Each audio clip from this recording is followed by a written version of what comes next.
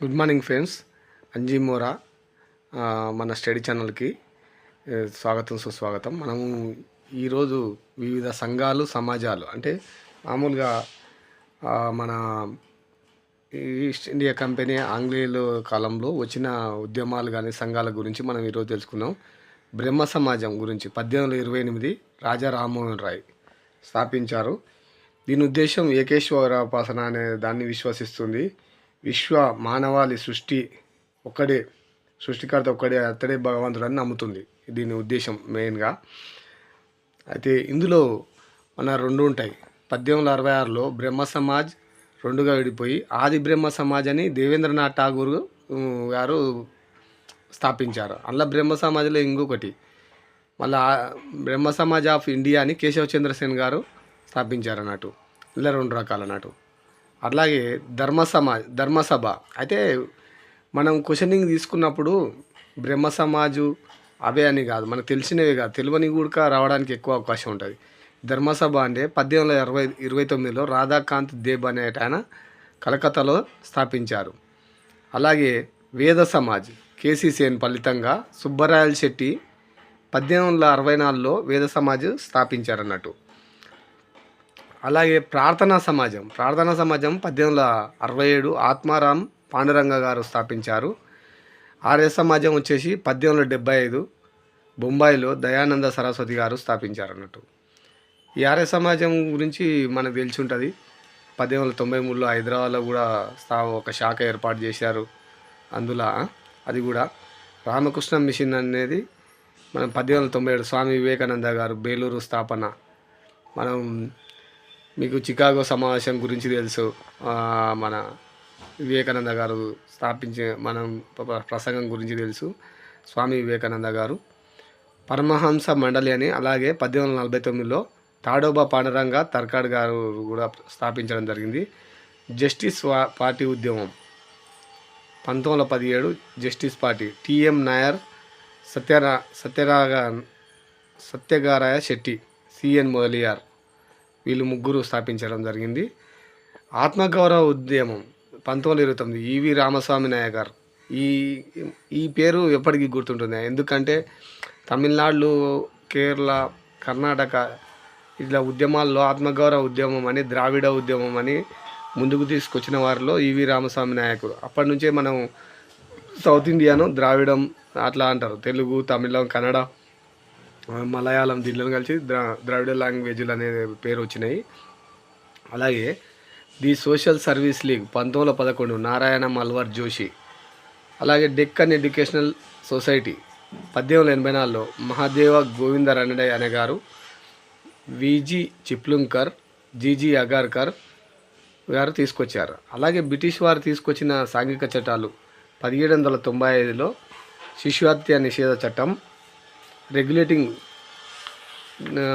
11/1795 ఉంటుంది. 1802లో శిశుహత్య నిషేధ చట్టం, బెంగాల్ 3/1802. 1829లో సతీసాగమనం నిషేధ చట్టం, విలియం బెంటింగ్ రెగ్యులేషన్ 17/1829. 1856 వితంతు పునర్వివాహ చట్టం డల్హౌసీ గారు స్థాపించడం జరిగింది. 1929 శారదా చట్టం ఇర్విన్ గారు స్థాపించడం జరిగింది. అయితే మనం ఈ కొద్ది దానిలో మన మహాగోవింద రానడే గారి గురించి తెలుసుకుందాం. చెప్పినాం కదా, మహాగోవింద రానడే గారు ఏంది అనేది మనం ఇప్పుడు ఒకసారి తెలుసుకుందాం. ఈయన బిరుదు వచ్చేసి మహారాష్ట్ర సోక్రటీస్. రచనలు వచ్చేసి ఎస్ఎస్ ఆన్ ఇండియన్ ఎకనామిక్స్ అనేది 1899లో రచించారు. అలాగే రైస్ ఆఫ్ ద మారతా పవర్ అని 1900లో స్థాపించారు. Introduction to the Peshwas diaries అని 1900లో స్థాపించారు. అట్లాగే ఈయనని మహారాష్ట్ర సాంస్కృతిక ప్రవక్త అంటారు. ఇతను ఏం చేసిందంటే 1887లో బొంబాయిలో ఇండియన్ నేషనల్ సోషల్ కాన్ఫరెన్స్ అనే దాన్ని ఏర్పాటు చేసింది. అలాగే ఈయన స్థాపించిన సంస్థ ఒకటి ఉన్నది, సభ. 1870లో పూనా సార్వజనిక సభ అనేది ఒకటి స్థాపించడం జరిగింది.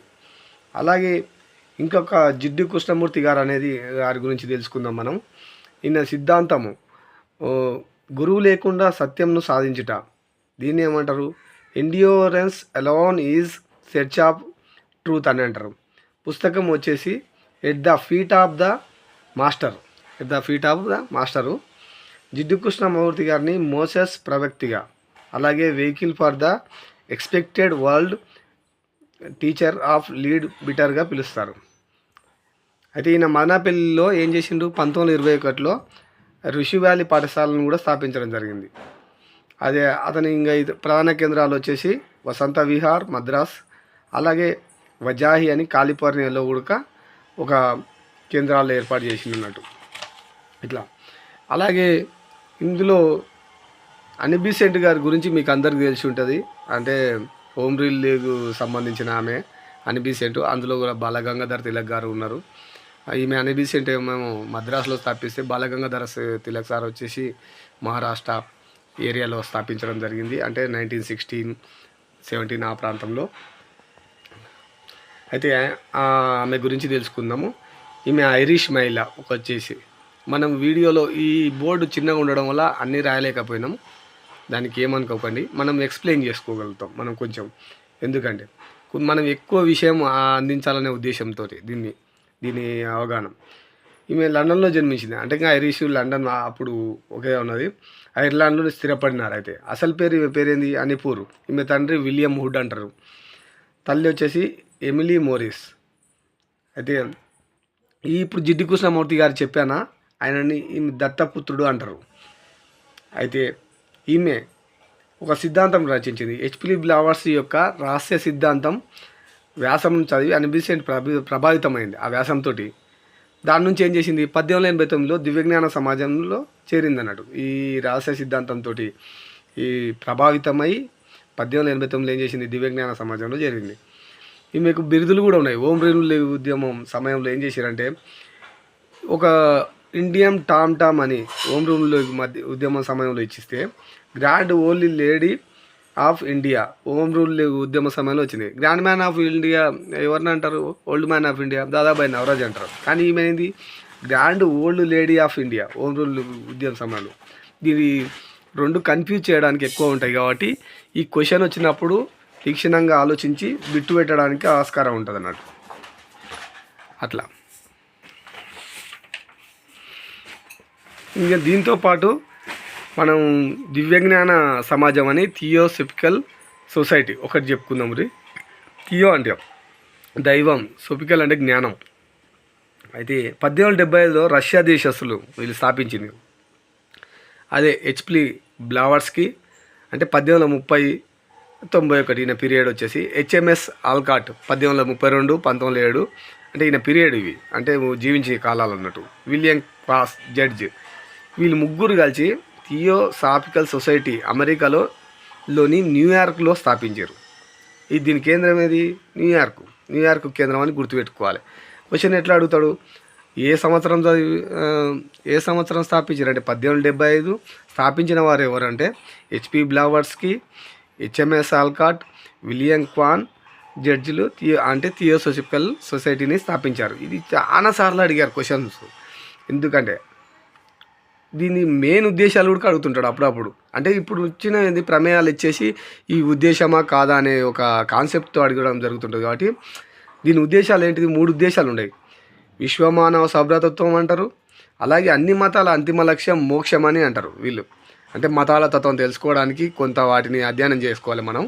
అలాగే ప్రకృతిలో మానవ లోపల ఉండే అంతర్గత శక్తులను పరిశోధన చేయాలంటారు. అంటే ప్రకృతిలో ఉంటాయి కదా, ప్రకృతిలో ఉండే శక్తులను, మానవుల్లో ఉండే అంతర్గత శక్తులను పరిశోధన చేయాలంటారు. దివ్యజ్ఞాన సమాజం ప్రధాన ఉద్దేశం అంటే మామూలుగా తెలిసిందే, మానవ సేవ అనేది మీరు అందరికీ తెలిసిందే. అలాగే ఇది తర్వాత ఏం చేసిరు, అడయార్కు మార్చబడింది. ఎందుకంటే 1882లో మార్చింది. మద్రాస్ దగ్గర ఉంటుంది అడయార్ అనేది, దాని కేంద్రంగా రాసింది. బొంబాయిలో ఖర్చులు అధికంగా ఉండడం వల్ల అయితే స్థాపన మాత్రం న్యూయార్క్లోనే. తర్వాత ఇది వచ్చేసి మళ్ళీ బొంబాయికి వచ్చిర్రు. 1879లో ప్రధాన కేంద్రం బొంబాయికి వచ్చిర్రు. తర్వాత 1882లో వచ్చేసి మద్రాస్ దగ్గర ఉన్న అడయార్కు మార్చబడింది అన్నాడు. హెచ్పి బ్లావర్స్కి గ్రంథం వచ్చేసి ఇస్ ఈస్ అన్వెయిల్డ్ అనేది 1877లో ప్రచురించింది. ఈమె పత్రిక వచ్చేసి ది థియోపిస్ట్ 1879లో రచించింది అన్నట్టు. అంటే మనం ఇప్పుడు ఈమె కాదు, ది థియోపిస్ట్ ఈ సొసైటీ యొక్క పత్రిక. మనం చదివేటప్పుడు ఆ దివ్యజ్ఞాన సమాజం అంటే ఏంది, దాని గురించి ఏంది మొత్తం విపురంగా తెరుచుకున్నాం అనుకో, క్వశ్చన్ ఎలా ఇచ్చినా కానీ మనం దాని నుంచి మనం తెలుసుకోవచ్చు అన్నట్టు. అలాగే మనం స్వామి వివేకానంద గారి గురించి అనుకున్నాం, ఇప్పుడే చెప్పినాం రామకృష్ణ మిషన్ అని.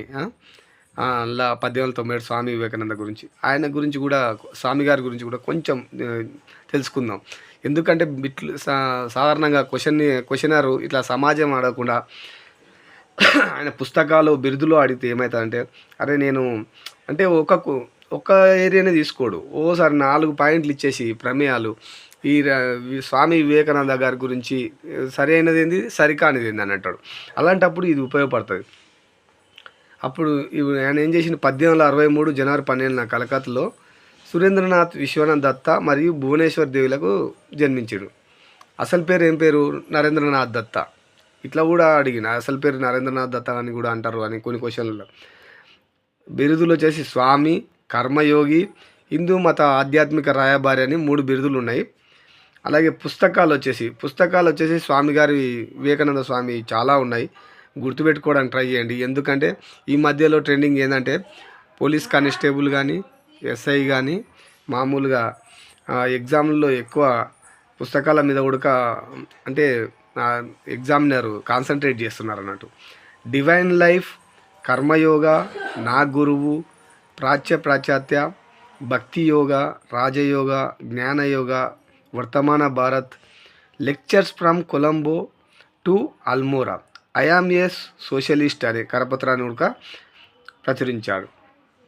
ఆయన సంస్థలు వచ్చేసి మనం ఇప్పుడు చెప్పినాం, రామకృష్ణ మఠం 1887 బారానగర్ పశ్చిమ బెంగాల్లో స్థాపించడం జరిగింది. పత్రిక వచ్చేసి ఈ మఠం యొక్క పత్రిక శ్రీరామకృష్ణ ప్రభ, ఆ పత్రిక పేరు గుర్తుపెట్టుకుని. రామకృష్ణ మఠం ఎప్పుడు 1887 బారానగర్ పశ్చిమ బెంగాల్, పత్రిక వచ్చేసి శ్రీరామకృష్ణ ప్రభ. వేదాంత సొసైటీని అనేది కూడా 1895లో న్యూయార్క్లో స్థాపించారు, వేదాంత సొసైటీ.